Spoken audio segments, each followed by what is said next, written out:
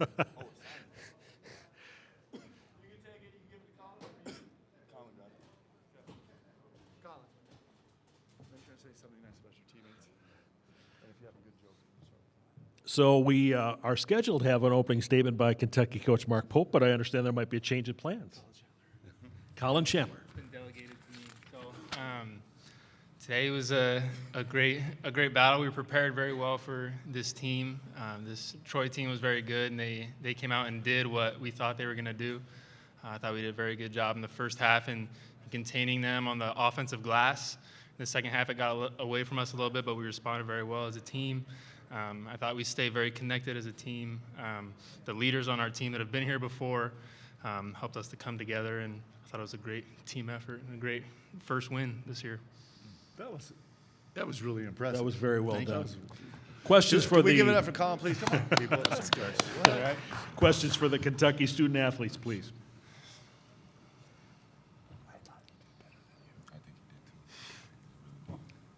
Yeah, this is for Colin and Ortega, John Huang, Nola Media. But your teammate sitting to the right of you evidently has a very short memory. He comes out, shoots an air ball, his first shot.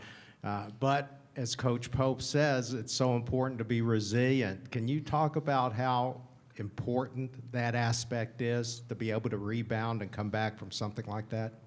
Yeah, it's huge, and I mean, Coach, he tells us every day, you know, we're just gonna keep on shooting our shot regardless what happens, and you know, he has confidence in all of us. So you know, when you're a basketball player, like that's something that you love and that's something that you need. Like you just have a short-term memory when it comes to these stuff. So I mean, BG, yeah, he came in and shot an air ball, but he responded perfectly, had a great game. So I think that just shows what we do here. We just keep on playing.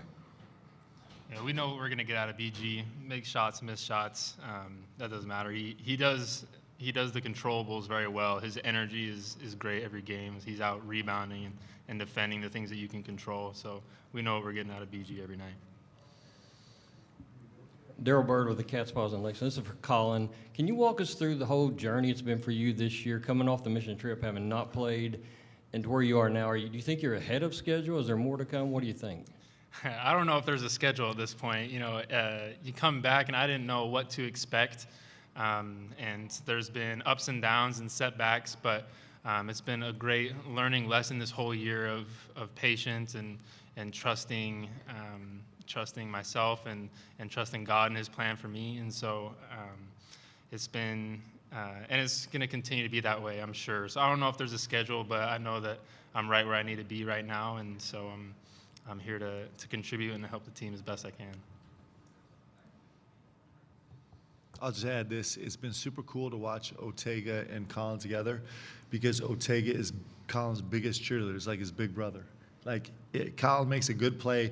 Ortega's the first one to run over and, like, dap him up and hype him up. And Colin makes a young play, and Ortega's the first guy to say it's okay. And having mentors like that on the team, and it's these two together is pretty special for us. I was going to follow up then, Ortega. What's it been like watching him? The trust level has had to grow throughout the year as far as he's learned and he's got back into the groove. What's that been like? It's been great. I feel like this is like he's exactly where he's supposed to be. I mean, every day in practice we work out together, like we're on the same basket. So, you know, I'm just seeing it, like everything that he's doing, and knowing like he's really trusting his work and doing everything that he works on. So, you know, it's great seeing it. We're at that point of the year where like freshmen aren't freshmen no more. So he's definitely not a freshman no more. He's not playing like a freshman. So, I mean, I'm happy to see him succeed, and every time he goes out there and contributes to us, it just makes us better. Anything else for the student athletes? Brandon, I'll ask you this one, and Colin and Ortega, please chime in too, because I know Coach Pope will try to deflect it, but to be able to get him his first NCAA tournament win, how important is that, and what are your thoughts? Yeah, it's very important. You know, just Coach Pope, a very special individual. He trusted us three to bring us on the team this year. You know, it was empty when we first got there, so and just all the talks me and him had, it was just special getting him his first tournament win. Yeah, I'm sure it's the first of many. It's fun to celebrate it and be a part of it with Coach Pope, but it's the first of many for him. So we're grateful to be a part of the first one. I'm just grateful that BG can't walk around calling me the big zero anymore.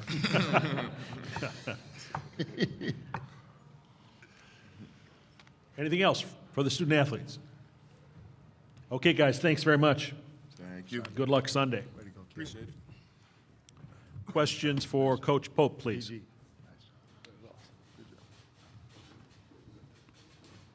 Yeah, Mark, if you would, the whole journey for Colin, the frustrating moments and where he is now, can you walk us through that? Yeah,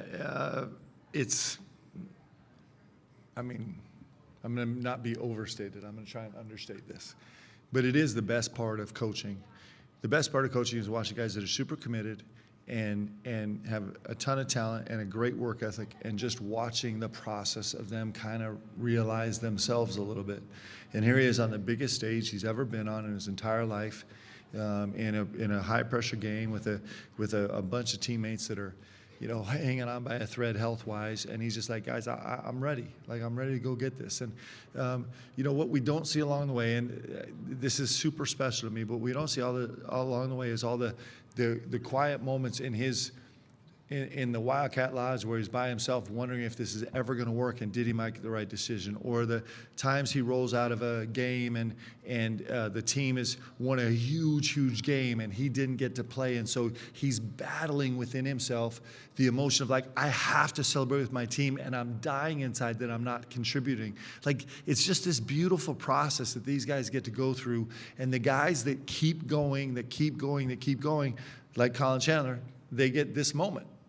And he's got so many more moments ahead of him. He's going to be a terrific player. But to be able to kind of bear witness to that and mentor and shepherd these guys through that process is really special. And the guys that hang in there and keep going at the end of the road means something more than any of us probably recognize, because we weren't in all those dark, doubting moments that the players gone through to kind of get there, and fighting to keep your confidence in the whole process. I actually love it. I think it's super inspiring. That's why I'm talking about it so much. Matt Jones, Kentucky Sports Radio. Mark, I know you know BBN. Everybody here knows who you are. I know you know BBN enough to know what they're like. And I felt like there was a lot of tension around the fan base because of what had happened in the early games the last couple of years, which had nothing to do with you all.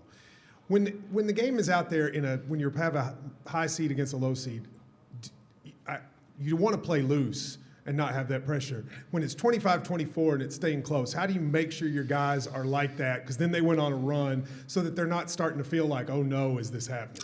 That's a battle that all of us face, and we never totally win, right? So we talk about being present all the time, but that's a battle. It's not like it's not something you do 100%. It's like every single minute you're trying to talk yourself off a ledge. I had for me also, I'm fighting so hard to keep bringing myself back to not taking on the magnitude of the history and all the things that are just too big. They all turn out to be distractions.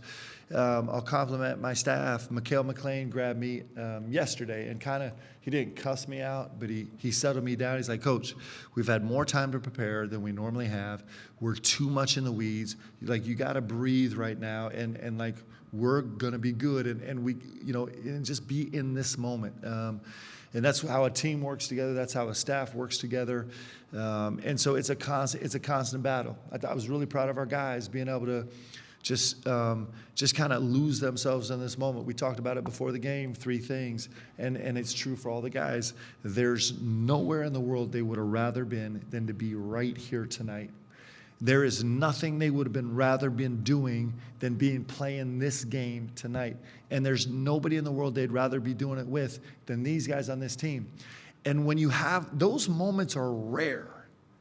Like, if I sat, anybody down and said, tell me exactly your dream scenario, where you'd like to be, what you'd like to be doing, and who you'd like to be doing it with, it happens very rarely that you're actually in it with them doing it. And so I thought our guys did a wonderful job tonight about being fully present and understanding that this is everything we want. Why would we want to miss it? Why would we want the game to get over? Why would we want to avoid it? Why would we want to fast forward to the post-game press conference after a win? Like, be here. And I thought our guys did a good job with that.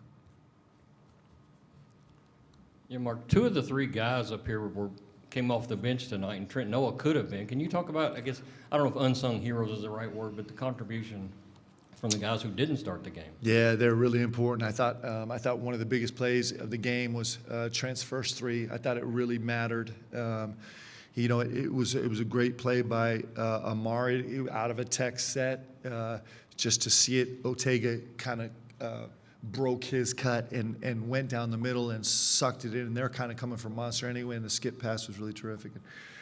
And so I thought he had a huge impact. I thought he was really solid defensively. And TP played really good, solid minutes. And Colin, of course, was spectacular. And BG, BG, I'm telling you guys, like he's going to turn into a really, really special. All these guys that are going to have turn into really special players. But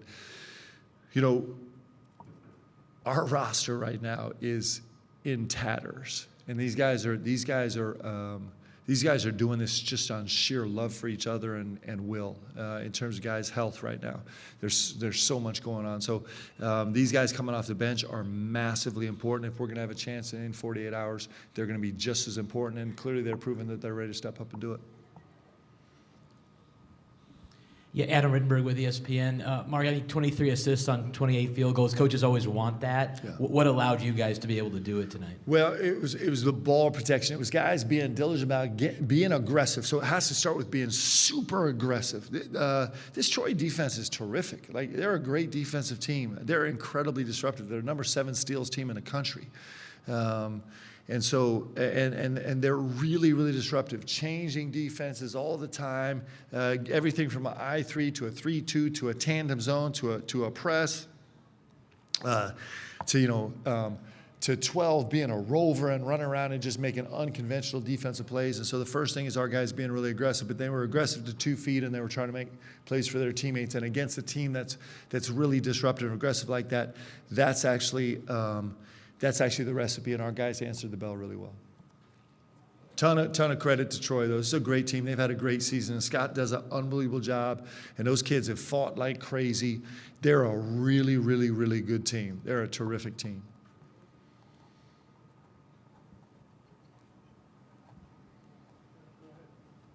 Lily Zale, Fox 6 Milwaukee. Coach, just what's it like coaching in a city you played in and obviously earning your first NCAA tournament win here for Kentucky? Yeah, if you indulge me, I'll give you a short, long answer. So I love this city.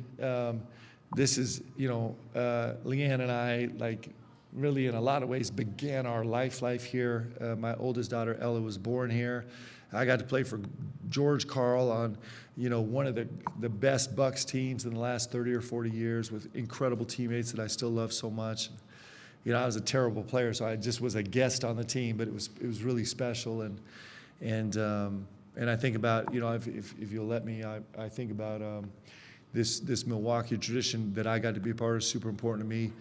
Junior Bridgman, who's a legend here and also a legend in the state of Kentucky. He passed away just a few days ago, and I don't know if there's a better representative in the world of what you can on the trajectory that basketball can set you in for the rest of your life. I talk to my guys all the time about, man, I hope every one of you goes on and plays in the NBA, and I hope it's like the 10th most interesting thing that you do in your life, the 10th most meaningful thing that you do in your life. And you talk about great human beings. This Junior Bridgman really special. So I know all the people in Milwaukee and everybody in the state of Kentucky is mourning his loss. So it means a lot to be able to be here.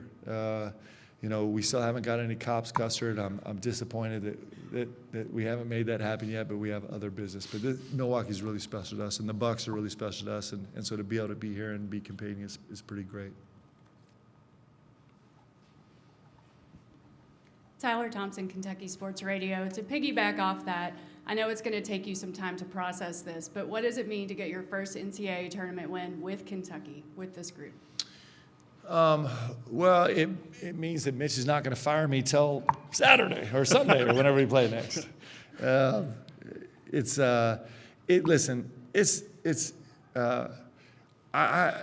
Leanne and Shay and I and our family have this unimaginable opportunity to come try and do our best to represent this one-of-one program, and that really means a lot to us, and the opportunity to do it. But the trick is it's not about us at all. It just is not. It's not. And so I don't spend a lot of time thinking about it. I spend a lot of time thinking about our guys where this is their one shot to do this. You know, most of our guys wearing a Kentucky jersey, and I think about BBN, and it means, you know, when you understand how much it means to our fans and this community, that's the stuff that's really important to us. It just, you know, we just are blessed to have a chance to be here and do everything we can to help it work. With that said, you talk about this BBN community.